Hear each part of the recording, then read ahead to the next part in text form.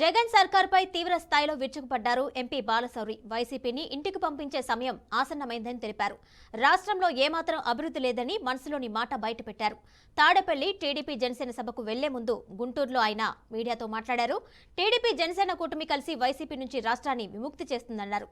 Jal Jeevan machine కోసం కేంద్రం నుండి నిధులు తీసుకొచ్చినా జగన్ ప్రభుత్వం ఇవ్వాల్సిన మ్యాచింగ్ గ్రాంట్ ఇవ్వలేదని ఆరోపించారు. జనసేన పార్టీలో అసంతృప్తులు సర్దుకుంటాయని ఆశాభావం వ్యక్తం చేశారు.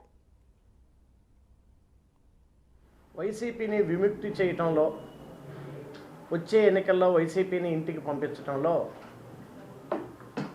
పవన్ కళ్యాణ్ గారు ఏ రకమైన నిర్ణయం తీసుకున్నా వాటన్నిటికీ ఒక జన సైన్యంగా మేమందరం కూడా కట్టుబడి ఉంటాం.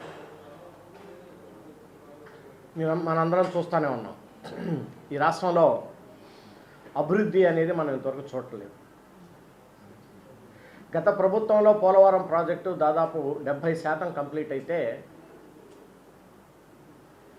వైసీపీ ప్రభుత్వం ఏర్పడి దాదాపు 5 సంవత్సరాలు పూర్తి కావస్తున్నా ఈవెన్ 5% కూడా దాన్ని అడిషనల్గా కంప్లీట్ చేయలేదు.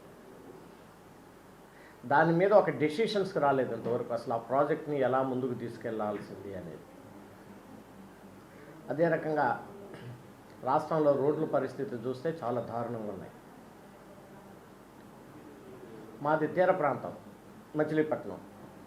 కేంద్ర ప్రభుత్వం నుంచి జలజీవన్ మిషన్ నుంచి దాదాపు 200 కోట్ల రూపాయల పైన నేను కేంద్ర ప్రభుత్వం డబ్బులు తీసుకొచ్చిన దాన్ని మ్యాచింగ్ గ్రాంట్ ఇచ్చి ఇంతవరకు దాన్ని పన్నులు ప్రారంభించటం లేదు. సో ఇవన్నీ చూస్తే వైసీపీని ఇంటికి పంపించడానికి ప్రజలు సిద్ధంగా ఉన్నారు. డెఫినెట్గా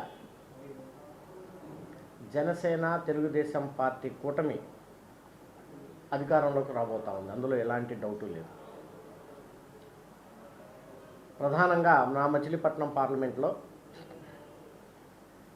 నేను ఇచ్చినటువంటి వాగ్దానాలన్నింటినీ దాదాపుగా